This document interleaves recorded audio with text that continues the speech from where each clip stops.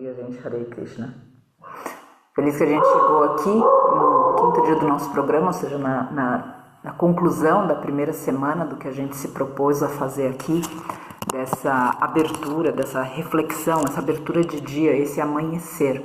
Também lembrar que o amanhecer sempre ele é festejado na natureza e também em círculos espirituais, porque ele é sempre tido como essa nova oportunidade. Assim como a gente já falou dessa alegria da Mãe Natureza quando nasce o dia, lembrar que além dessa alegria do nascer do dia, existe também a alegria de viver um novo dia. Quando a gente pensa num renascimento, ou seja, o sono sendo a morte e o amanhecer sendo o renascimento, a gente também agradece conscientemente pelo milagre da vida, ou seja, da nossa encarnação. Uma encarnação que frequentemente, quando a gente entra em contato com as dificuldades, a gente pede para sair. A gente é muito valente até a hora que chega a crise. Na hora que chega a crise, daí é de meteoro para baixo que a gente pede. Então, vamos lembrar dessa alegria da natureza e dessa alegria devocional também, da gente ter acesso a uma nova vida, a um novo começo, a novas opções. E aí a gente precisa entender quais são essas opções, entender o que no meio do caminho, tem uma sinfonia aqui em volta de mim, vocês vão escutar. Enfim, vocês vão acabar refletindo, assim como eu, nós, nas opções que nós temos para viver esse novo dia. E aí o tópico das opções a gente precisa entender com um pouquinho mais de firmeza no coração. Firmeza no coração por quê? Porque sempre que a gente apresentar um caminho novo ou algo diferente, a gente vai encontrar resistência. E a gente vive hoje em um momento que se fala muito sobre a lei do mínimo esforço, por exemplo. Se fala muito a respeito da gente fazer pouco ou nada para conseguir tudo que a gente quer. Ou seja, para entrar no flow, é uma palavra, uma expressão que começou a nascer desse dialeto espiritual. Eu vou ter que pedir só um momentinho, porque tem alguém dentro da sala que está querendo sair. Só um momentinho, por favor. De repente eles param a sinfonia, um momento.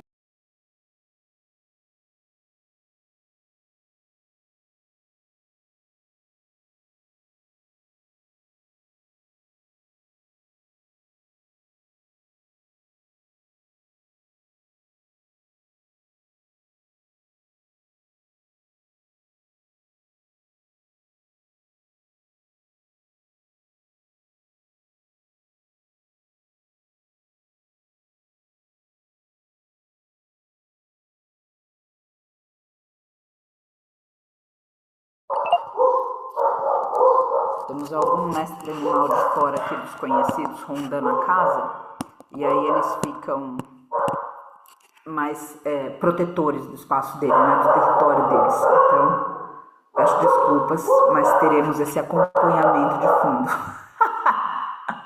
Todo mundo que tem um mestre cachorro entende, porque por aí também eu tenho certeza que acontece. Então, enfim, a gente precisa lembrar que quando a gente entra em contato com o mundo, trazendo algo que é verdadeiramente nosso, a gente vai encontrar resistência. Essa resistência não pode criar em nós um significado de derrota. Por exemplo, dentro da proteção do mestre animal, a gente está tentando quebrar um paradigma. Qual é o paradigma? Que os mestres animais estão aqui para servir a humanidade. É muito difícil a gente quebrar esse paradigma quando ele está até no inconsciente das pessoas. E aí, óbvio que quando a gente tem isso no nosso coração, fala, eu vou adiante com isso. E aí começam a chegar as dificuldades. Por exemplo, a gente teve uma decisão nessa segunda-feira, pedindo um abate do rebanho inteiro, que foi há 4 anos resgatado, que nesse tempo todo engordou, nos termos deles, da pecuária, e que agora estaria pronto para abate. Então imagina que ironia, a gente, um grupo vegano ou simpatizantes da causa, ter trabalhado para recuperar um rebanho de um pecuarista, para que esse rebanho retornasse para ele com valor comercial, ou seja, foi o maior negócio da vida dele. E aí, óbvio que a gente, em contato com isso, a gente, do lado de dentro, vai responder com o que a gente aprendeu ou não de tudo que a vida tem ensinado para nós. Ou seja, a gente começa a chamar o meteoro, a gente quer desistir, a gente odeia, a gente fala isso aqui não vai dar em nada, vou voltar a comer carne porque não muda nada se eu como carne ou se não muda, e no final das contas eu até gosto, qualquer coisa, entende? Ou seja, e é o tópico do estudo de hoje, né? Ou seja, tapas, austeridade, na pressão a gente se vê, gente. Então, quando acontece a resistência, em vez de você criar um senso de derrota em você, eu criar um senso de derrota e frustração, entende que o que a gente está fazendo, cada vez que a gente manifesta os nossos talentos, cada vez que a gente manifesta as visões do nosso coração, é algo único e diferente. E tudo que foi diferente ao longo da eternidade, houve resistência. Ponto. Agora, se você quer verdadeiramente mudar algo, e você acredita que não vai ter resistência nisso, talvez você necessite se estudar um pouquinho mais antes de entrar em contato com o mundo, para o mundo não te vencer. Se a gente pensar quantas mulheres morreram na fogueira, e graças a deusa, quem estava perto não se acovardou. Não falou assim, eu vou parar com essa história de libertação das mulheres, porque senão eu também vou acabar na fogueira. As nossas ancestrais não se acovardaram. Vocês têm ideia do tamanho disso? Já pararam para pensar nisso? Então a gente também não pode se acovardar. A gente não pode, manifestando os nossos talentos e as visões do nosso coração, e lembrando que o universo não faz dois da gente, olha eu rodando a câmera para quem tem labirintite, o universo não faz dois da gente, então a gente sempre lembrar que quando algo é dado para você, não foi dado para você e para seu irmão, foi dado para você, para sua irmã, para quem está do lado, foi dado para você. Então, quando a gente valida isso no mundo, o mundo vai falar, imagina, você é louca. E por isso que é necessária essa firmeza interior, que muitas vezes a gente cria a base de tapas, ou seja, criando resistência frente à pressão. Porque o que a gente faz na austeridade é se submeter a certas restrições, aonde a gente consegue fortalecer a mente, para a mente falar, eu vou por aqui e eu não desvio. Porque quando a dificuldade acontece na vida, o que a gente faz? Meteoro, estamos pronto. Não é assim? E é isso que vai resolver? É isso que vai dar para você a vida que você quer lembrar no seu leito de morte? É isso que vai fazer você orgulhosa, orgulhoso, altivo, não o orgulho que é ruim, altivo, aquele orgulho que é da consciência tranquila. Aquele orgulho que quando você perde, mesmo assim você ganhou, porque você não desistiu. Vocês entendem? Então a pressão, ela não é ruim, porque a pressão está te revelando. Então quando a resistência acontecer em volta, olha dentro. Olha como você está reagindo para isso. Olha se você está se sentindo enfraquecido, olha as tuas emoções. E óbvio, frente à injustiça, o fogo vai aparecer. E tudo bem, só que o fogo não pode conduzir. O fogo só deve acender a gente. O fogo deve tirar a gente da cadeira, mas a gente não pode ir queimando pela vida.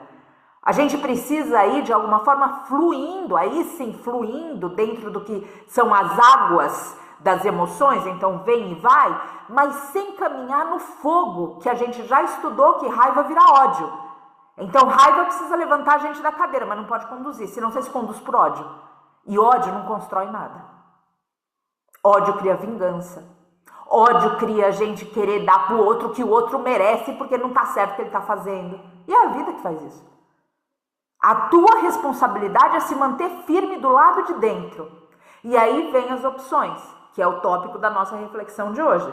Ou seja, quais são as opções frente ao que a gente olha como caminho para nós?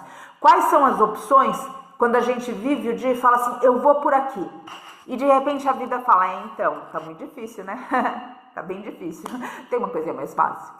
A gente pensa, reagindo pra vida. Daí a gente fala, não, eu vou ficar por aqui. Aí a vida vai e aperta mais. Aí você fala, não é possível, não vai passar nunca. Pois é. A gente precisa lembrar também, mesmo quando a gente estuda Mahabharata, que a gente fala, os Pandavas venceram. Quando a gente estuda Bhagavad Gita.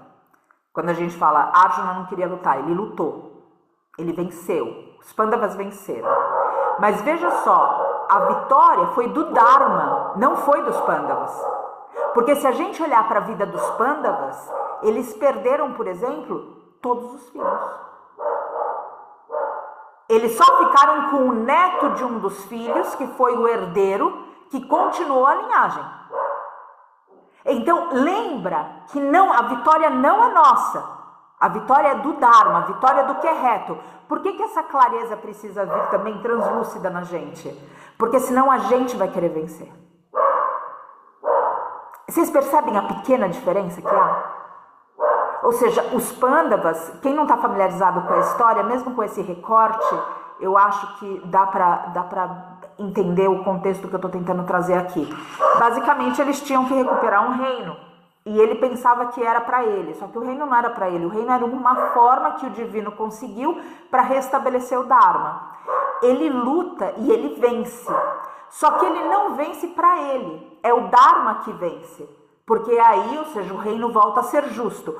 Porém, o reino volta a ser justo às custas deles. Tinham um irmão mais velho que eles não sabiam, eles matam o irmão mais velho. Isso causa uma crise moral neles tremenda, porque esse irmão mais velho, que seria o herdeiro do trono, além disso, eles perdem todos os filhos. Eles são Krishna, que era o mestre deles, que a gente estuda também na Gita, e um primo deles é amaldiçoado, o clã deles se perde. Então, presta atenção que a vitória não é nossa. A vitória é do que é reto. Então, no meio disso tudo, a gente vai perder muito. Só que ainda assim, o que é reto vai vencer. Só que o reto só vence se você não desistir. Se eu não desistir. Então, frente às opções, eu vou falar para vocês o que a minha professora me falou quando eu deixei o convento dela. Ela falou: Patrícia, daqui para fora, você vai ter sempre opções. E todas elas vão se resumir em duas. Entre o fácil e o certo. Eu espero que você faça o certo. Me abraçou? Boa viagem. Então, eu deixo aqui isso para vocês. Porque a vida tem testados bons. Testados bons repetidas vezes. E os bons, os bem intencionados, as pessoas que outra vez não estão acordadas, mas a gente tem sacado que é um sono profundo que nos encontramos e queremos despertar.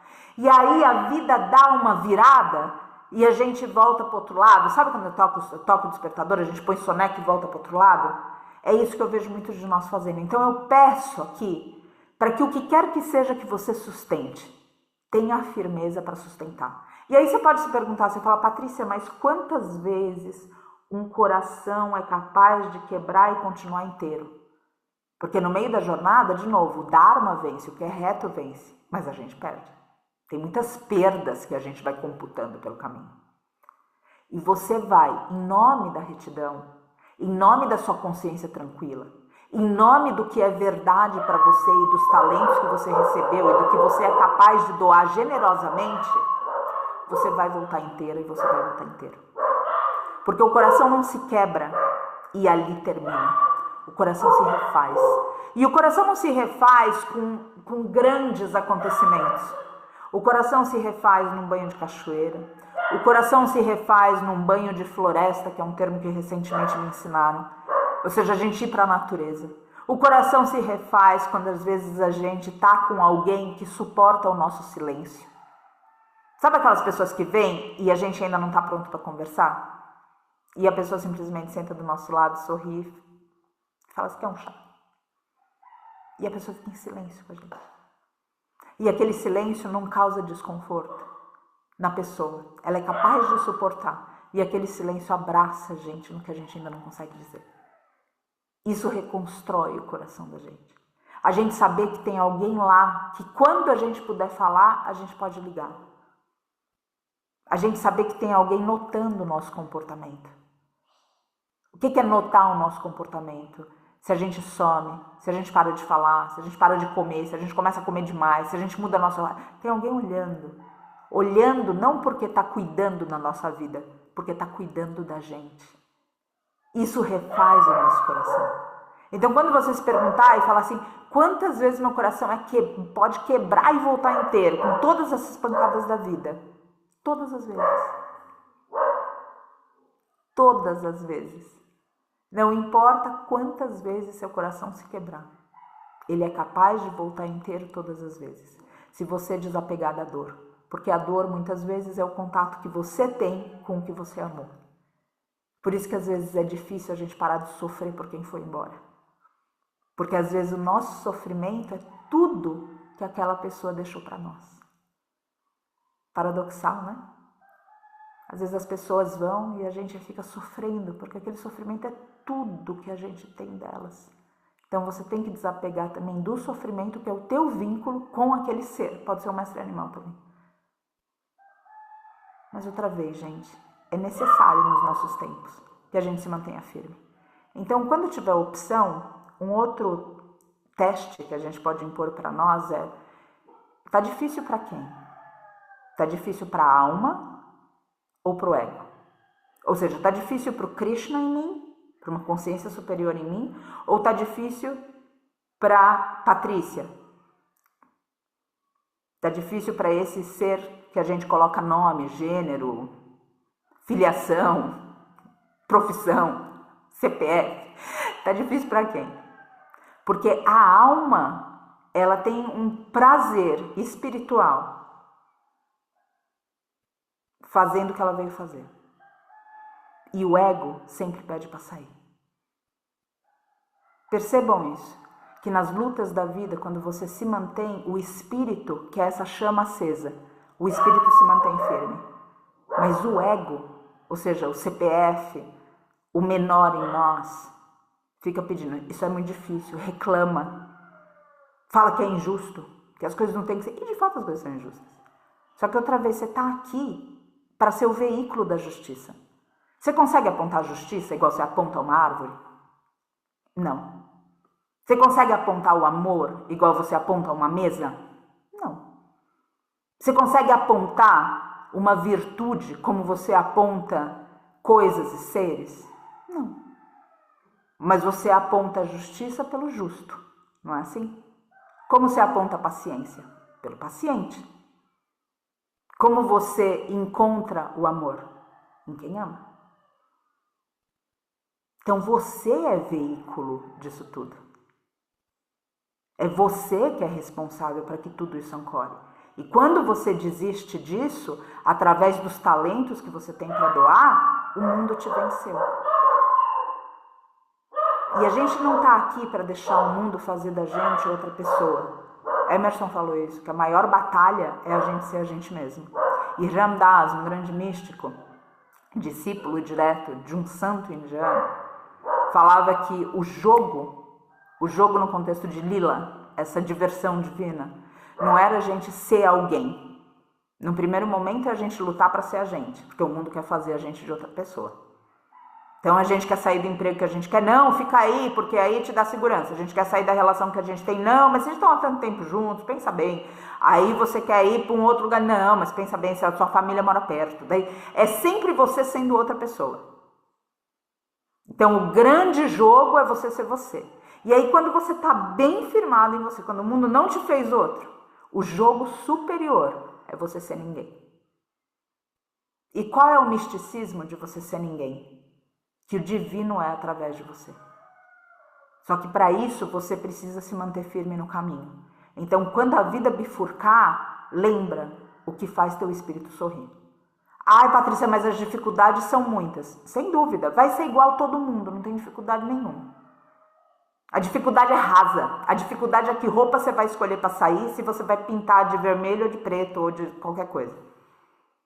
Entende? A dificuldade é no externo, é na máscara. É na persona. Estão entendendo? Agora, a dificuldade de sustentar o teu talento, a dificuldade de continuar caminhando o caminho, mesmo com a adversidade, a dificuldade de você se levantar todos os dias dentro de você, a dificuldade que você tem de manter sua disciplina, quando você quer dormir mais, quando você quer comer mais, quando você quer beber mais, quando você quer fugir para prazeres sensoriais, essa dificuldade não é rasa. E essa dificuldade que te define. O quanto você consegue se vencer para continuar no caminho. Então eu peço aqui, as opções são muitas, só que o caminho é um só, é o da retidão. Então, quaisquer que forem as opções, escolhe permanecer reto. Escolhe permanecer verdadeiro, verdadeira com seu coração. E entende que automaticamente, se a gente está manifestando uma quebra de paradigma, por lógica, sem qualquer aspecto místico ou espiritual, por lógica, vai ter resistência. Lógica. Então, cuidado para não criar um lugar, outra vez, do flow, da lei do mínimo esforço e de outros delírios do ego espiritual, dessa geração New Age que surgiu, sei lá de onde. E aí a gente se deparar com algo que não, isso aqui não está no flow, então eu vou sair daqui. Alto lá, que a gente tem muitas lutas para conseguir entrar nesse flow. E se a gente simplesmente olha e diz assim, não tem muita resistência, eu vou sair daqui, é só o nosso desconforto. E lembra que as duas lutas básicas do ser humano antes da mínima consciência vem justamente para segurança e prazer. Então, se a tua vida está pautada em segurança e prazer, cuidado que aquela busca por consciência e por libertação, que são as duas últimas, não estão presentes. Isso não significa que você não pode usufruir de segurança ou usufruir de prazer. Isso só significa que a sua vida é pautada nessa busca. Então aí automaticamente você entra em desconforto e você fala, esse não é o caminho. Alto lá. Cuidado. Porque o caminho que a gente caminha também está caminhando a gente. Falei no começo. Observa quem é você na resistência. Por isso que a prática de austeridade é tão importante. Quando o dia está azul, o céu está azul, o sol está brilhando, quando os momentos são bons, a gente tem muitos amigos. Não é assim? Agora, quando a coisa aperta, você tem poucos amigos. Você tem amigos verdadeiros. Então, presta atenção, porque a gente tem tudo isso dentro da gente. Quem é você na pressão?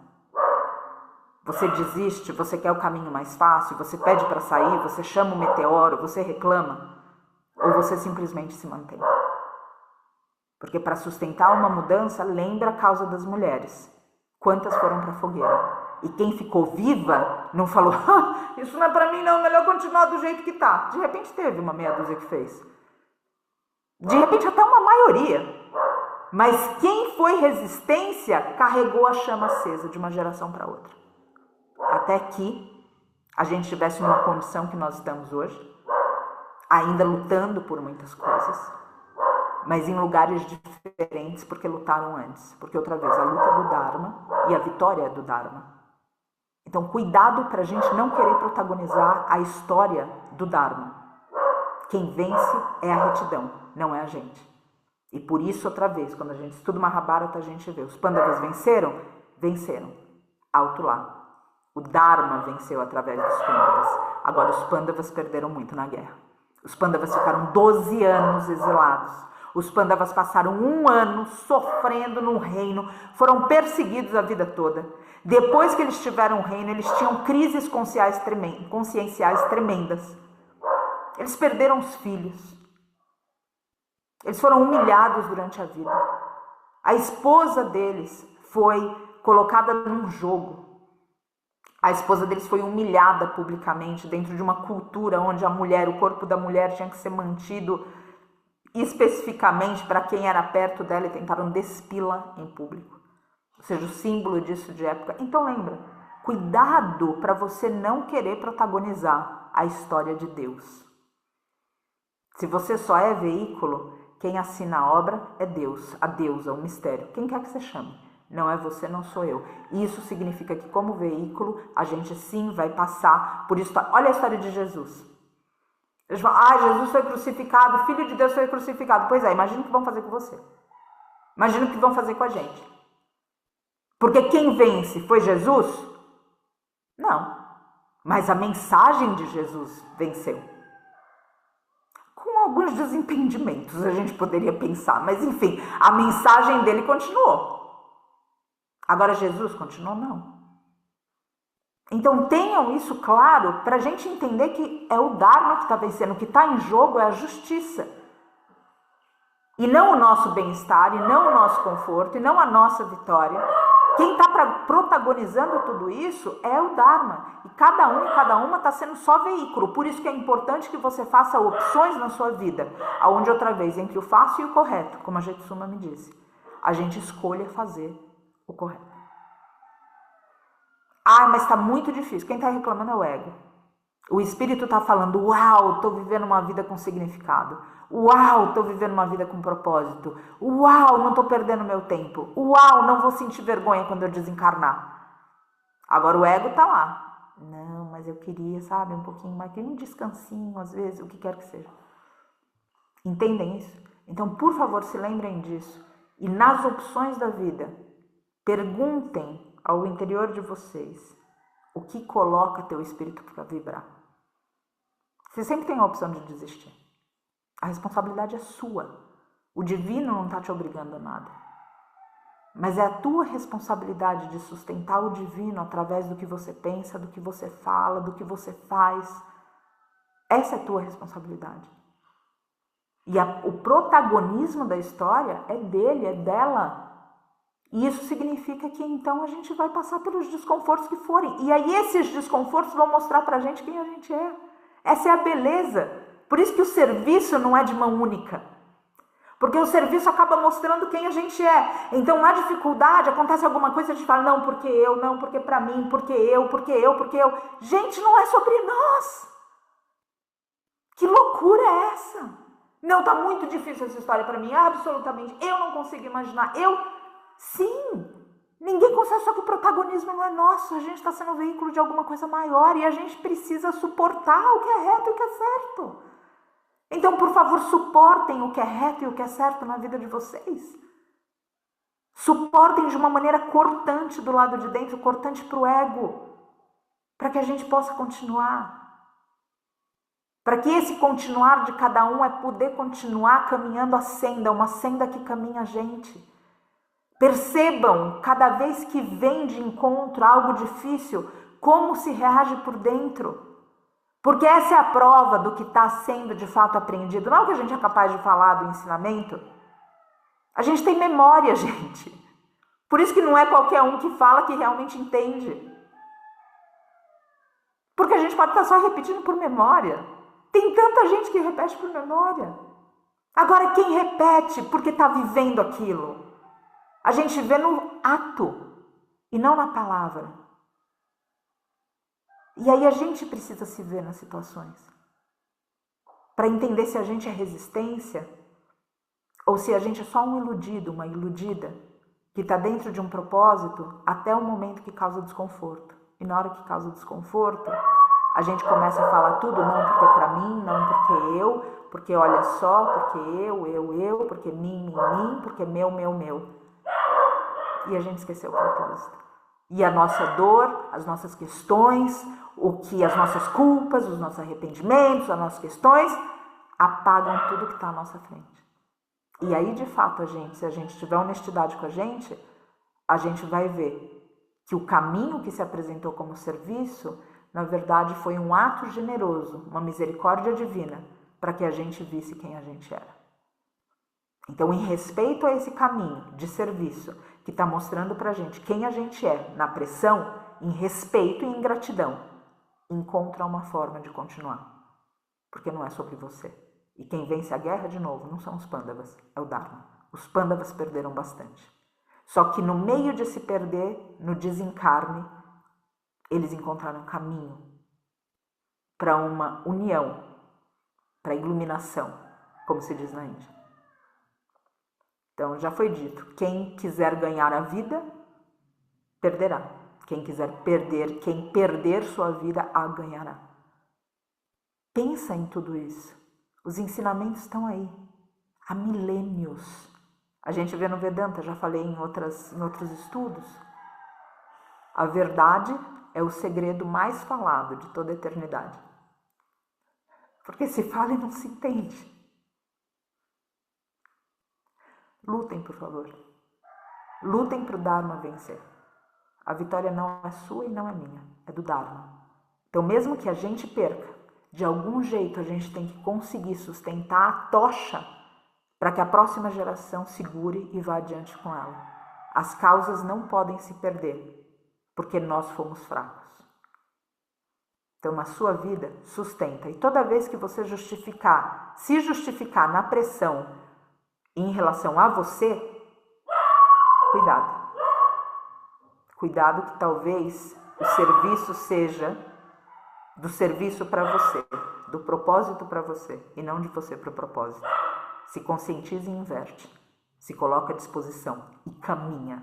Patrícia, mas tem um muro de aço na minha frente. Atravessa. Como? Na hora você vai saber.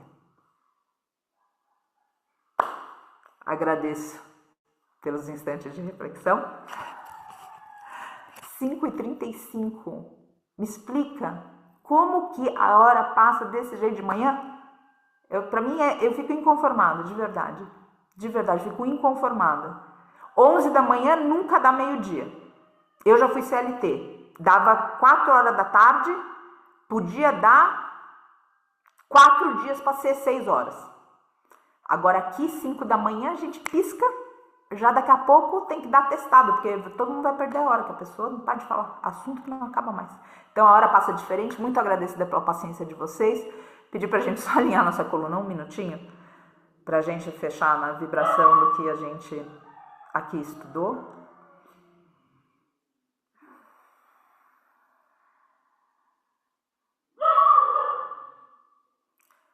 Respira profundo. E que o significado das palavras que tocaram você possam permanecer reverberando durante o seu dia, encontrando expressão na sua fala, no seu pensamento e na sua ação. Conduza o seu espírito nessa matéria de uma forma que o seu ego não atrapalhe a missão que te foi confiada. E sim que essa missão que te foi confiada doutrine o seu ego para o serviço. E dessa maneira percebe que a contribuição que você faz é também a contribuição que você recebe, mesmo que você não queira. E assim, caminha firmada, em um amor capaz de transcender eu, mim, meu, e permitir que o protagonismo da retidão seja de um grande mistério que te usa como um mero instrumento, que veio do pó e ao pó retornará.